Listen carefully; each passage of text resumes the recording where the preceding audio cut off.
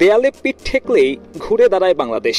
আরও একবার তার প্রমাণ মিলল জায়েদ ক্রিকেট স্টেডিয়ামে। জয়টা সহজ ছিল না। টস জিতে আগে ব্যাটিংয়ের সিদ্ধান্ত, একাদশে 4 পরিবর্তন, সুযোগ পাওয়া সাইফ জীবন পান প্রথম ওভারেই, তবে সে ক্যাচ তালুবন্দি করতে পারেননি ওমরজাই। তৃতীয় ওভারে জীবন পেয়েছেন তামিমও। ফজল হক ফারুকীর সে ওভারে বাংলাদেশ রান তোলে 16। সেখানেই মোমেন্টাম পায় team red and green.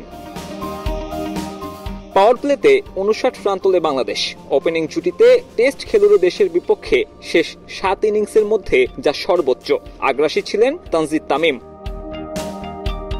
Rashid Khan আক্রমণে এসে প্রথম ওভারেই থামান সাইফকে। স্লগ সুইপ করতে গিয়ে বোল্ড হন ব্যাটার। এশিয়া কাপের অভিষেক ইনিংসটা থামে 28 বলে 30 করে।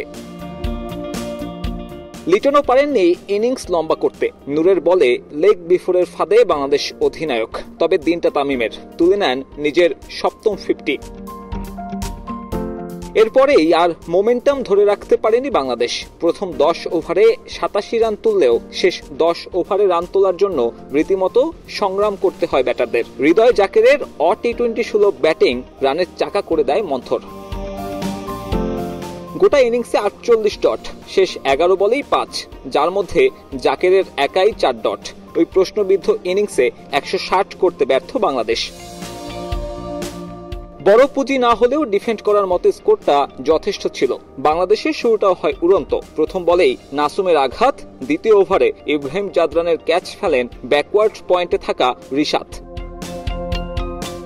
জাদরানকে অবশ্য ভয়ঙ্কর হতে দেননি নাসুম, ফিরিয়েছেন নিজের তৃতীয় ওভারে। এরপর রিশাদ নিজের ব্যাক টু ব্যাক 2 ওভারে ফেরান গুলবাদিন আর ভয়ঙ্কর হতে থাকা গুরবাজকে।